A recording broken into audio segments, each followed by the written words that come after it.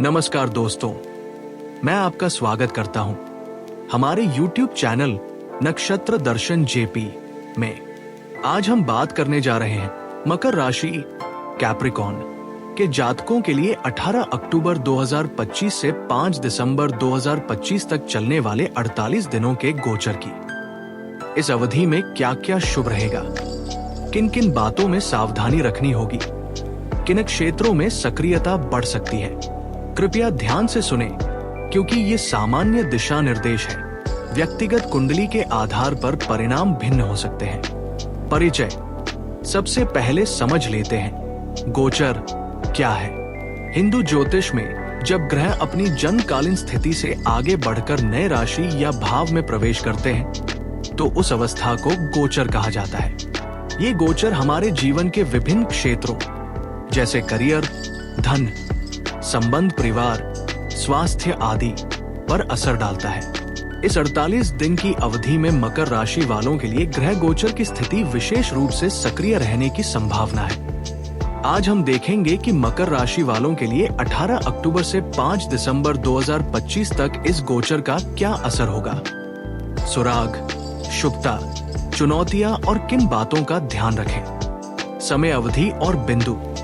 अवधि 18 अक्टूबर 2025 से 5 दिसंबर 2025 तक लगभग 48 दिन। इस दौरान ग्रहों की चाल, राशि स्थान, भाव प्रवेश आदि ऐसे हैं कि मकर राशि के व्यक्ति को परिवर्तन संकेत, नए अवसर और साथ ही सावधानी के संकेत मिल सकते हैं। मकर राशि वालों का लाभ होगा यदि उन्होंने पूर्व में कुछ योजनाएं बनाई हो और अब उन्हें क्रियान्वित करने का समय आ रहा हो, और यदि आज तक इंतजार में थे तो ये समय शुरुआत करने के लिए भी उपयुक्त है।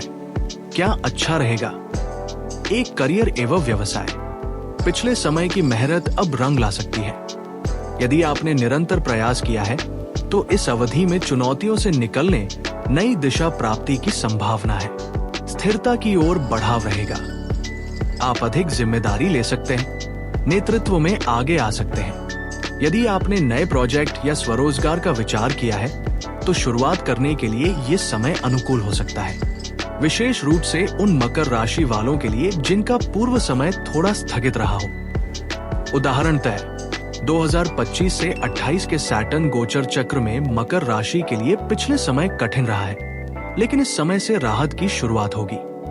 अपने संपर्क नेटवर्क को सक्रिय रूप से उपयोग कर सकते हैं। लिंक कॉन्टैक्ट्स, पुराने परिचित, सहयोगी आपके लिए सहायक हो सकते हैं। 2. संबंध, परिवार। पारिवारिक मामलों में शांति और समझदारी आएगी। यदि आप संवाद खुला रखें तो घरेलू माहौल सकारात्मक बनेगा। जीवन साथी या बहुपक्षीय साझेदारी में सहयोग और समर्थन मिल सकता है, विशेष रूप से यदि आपने पिछले समय में समझौते किए हों। मित्रों, परिचितों से लाभ संभव है। सामाजिक रिश्तों की गुणवत्ता बेहतर हो सकती है, जिससे व्यक्तिगत उत्साह बढ़ेगा। 3. वित्त एवं निवेश।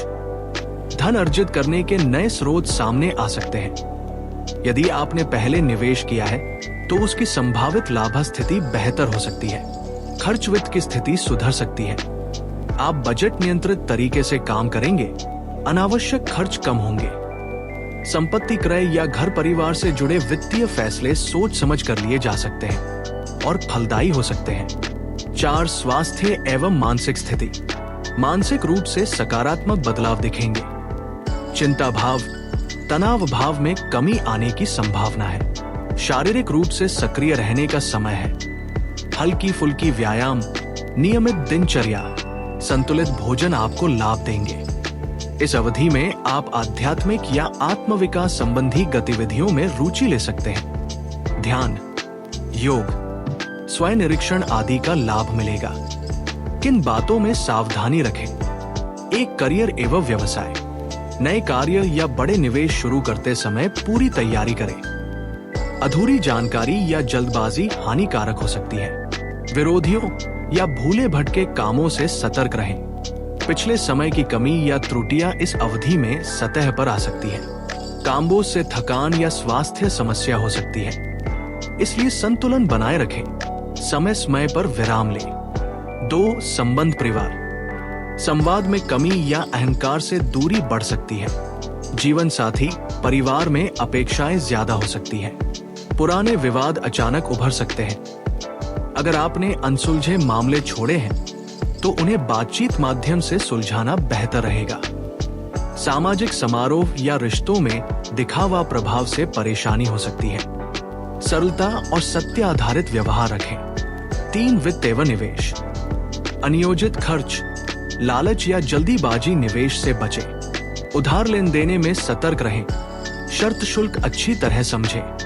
किसी साझेदारी में कच्चे समझौतों से दूरी रखें। लिखित रूप में योजना बनाना बेहतर रहेगा। 4 स्वास्थ्य एवं मानसिक स्थिति।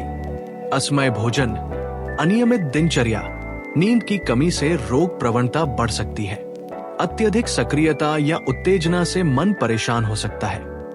इसलिए ध्यान मंत्र, शांत वातावरण को अपनाएं। यदि कोई पुरानी स्वास्थ्य समस्या है तो समय रहते डॉक्टर की सलाह लें।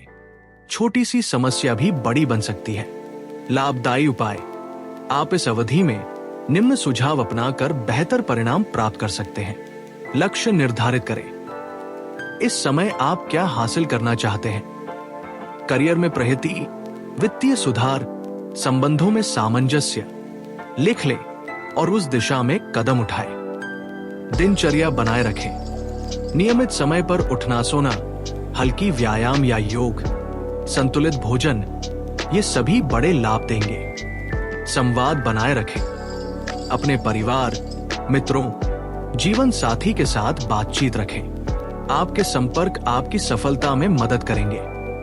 वित्त योजना बनाएं। खर्चों का लेखा जोखा रखें। बचत बढ़ाएं। जोखिम उपाय को पहले विचार विमर्श के बाद उठाएं। स्वास्थ्य को प्राथमिकता दें। नींद पूरी लें।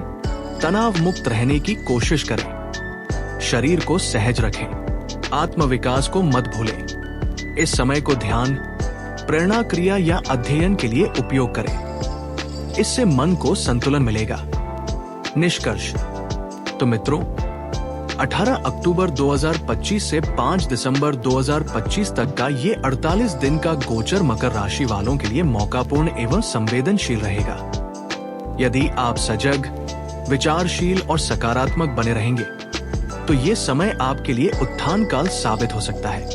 करियर में उन्नति, संबंधों में सुधार, वित्तीय स्थिरता और आत्म शांति के रूप में। लेकिन ध्यान रखें, समय समय पर धैर्य, विवेक और संतुलन की आवश्यकता होगी। ज्योतिष सिर्फ मार्गदर्शक है, निर्णय और कर्म आपका अपना है।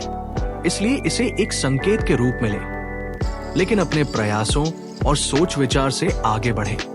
अगर आपको ये वीडियो पसंद आया हो तो लाइक करें, शेयर करें और कमेंट में बताएं कि आप मकर राशि में किन किन क्षेत्रों, करियर, धन, संबंध, स्वास्थ्य में सबसे ज्यादा बदलाव की उम्मीद रख रहे हैं। और हाँ, वीडियो को सब्सक्राइब करना न भूलें ताकि भविष्य के सभी राशिफल वीडियो आपको सबसे पहले मिले।